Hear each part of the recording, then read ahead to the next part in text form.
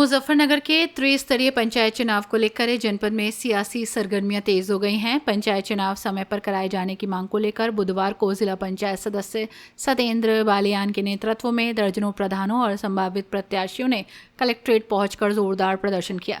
प्रदर्शनकारियों ने नारेबाजी करते हुए यूपी सरकार से संवैधानिक समय सीमा के भीतर पंचायत चुनाव कराने की मांग उठाई।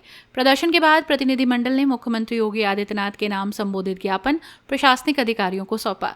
ज्ञापन में कहा गया कि ग्राम पंचायत, क्षेत्र पंचायत और जिला पंचायतों का कार्यकाल लगभग समाप्ति की ओर है।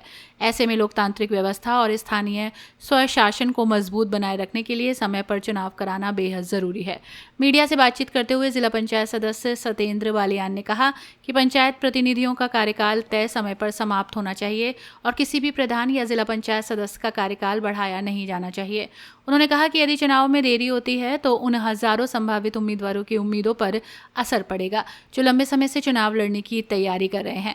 उन्होंने कहा कि पंचायतें गांव के विकास की सबसे अहम इकाई होती हैं।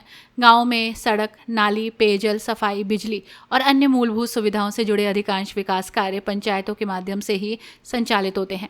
ऐसे में यदि चुनाव समय पर नहीं होते हैं तो विकास कार्य प्रभावित होंगे। कलेक्ट्रेट पहुंचे प्रधानों और भावी प्रत्याशियों ने सरकार से मांग की कि जल्द से जल्द पंचायत चुनाव की प्रक्रिया शुरू की जाए ताकि लोकतांत्रिक व्यवस्था मजबूत बनी रहे। प्रदर्शन के दौरान कलेक्ट्रेट परिसर में काफी देर तक नारेबाजी होती रही। प्रदर्शनकारियों ने चेतावनी दी है कि यदि समय रहते पंचायत चुनाव की घोषणा नहीं की तो व्यापक आंदोलन किया जाएगा। जी, क्या नाम आपका? सतेंद्र बालियान, जिला पंचायत सदस्य मुजफ्फरनगर। बताइए किस संबंध में आज हमने त्रिस्तरीय पंचायत चुनाव कराने के पक्ष में आज ये ज्ञापन दिया है कि गांव की सरकार जब तक नहीं बनती तब तक जो लूट खसोट पहले हुई थी 2021 में फिर होने के चांस बढ़ रहे हैं। तो हम नहीं चाहते कि चुनाव पीछे डिले हो, या 1 साल के लिए या 6 महीने के लिए घटे। क्यों हटाना चाहती है सरकार? क्या मजबूरी है सरकार के अंदर? क्यों बचना चाहती है सरकार चुनाव कराने से? तो जो अरमान लिए प्रधान बनने के लिए, जिला पंचायत सदस्य प्रमुख बनने के लिए आतुर थे, उनको तो बिल्कुल पीछे धकेल दिया और अब कह रहे हैं कि हम कार्यकाल बढ़ा के झुंझुना देना चाहते हैं प्रधानों को। हम वो झुंझुना का मैं विरोध करता हूं और मैं चाहते हैं कि हमारा पूरा जो भावी कैंडिडेट हैं पूरे यूपी के, वे चाहते हैं कि चुनाव समय से हो, न कि किसी का कार्यकाल बढ़े और न डिले चुनाव किया जाए। सरकार की तैयारी नहीं है चुनाव कराने की। जो ओबीसी आरक्षण लागू होगा उसका आयोग बनाया गया है, उसमें 6 महीने का टाइम दिया गया है।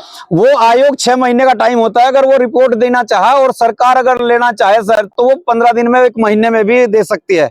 लेकिन चुनाव की मंशा कराने की सरकार की नहीं है, इसकी नीयत पे हमें शक है। तो इसलिए हमने आज से आरंभ किया है और अब हर जनपद में एक ज्ञापन दिया जाएगा और सभी जो भावी कैंडिडेट हैं, भावी उम्मीदवार हैं, एक गाँव से 10-10, 15-15 लोग हैं, उनको सबको इकट्ठा करके समय पे चुनाव कराने का हर संभव प्रयास किया जाएगा। अगर जो चुनाव समय पर नहीं हुआ तो जो घोटाले पहले हुए थे 2021 में, तो वो पूरा प्रधान दोबारा कर सकते हैं? पूरा प्रधान तो नहीं कहा, प्रधानों को तो मैं नहीं कहूंगा, लेकिन कहीं ना कहीं भागते भूत की लगोट्टी वाला जो है ना, वो तो कहीं ना कहीं आ जावे।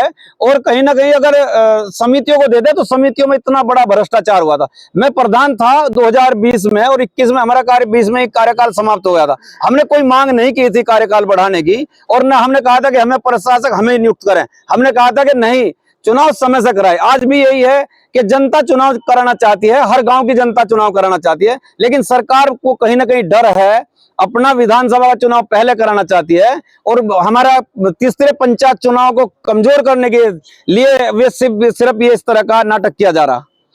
सरकार ने तो कोरोना काल में चुनाव करवाया। हाँ, जब 21 में तो कोरोना काल था तो भी चुनाव करा दिया था, तो अब क्या दिक्कत है? काफी लंबे समय तो ग्राम प्रधान अपने कार्यकाल बढ़ाने की मांग कर रहे थे, आप चुनाव की बात कर रहे हैं। मुझे नहीं चाहिए, बेईमानी का नहीं चाहिए। क्यों बढ़ाते हैं? मैं तो ये कहता हूं, अगर इनमें ताकत है तो इनको छोड़ देना चाहिए पद। और मैं आज घोषणा करता हूं यहाँ, मेरा 11 जुलाई को हमारा कार्यकाल समाप्त हो जाएगा।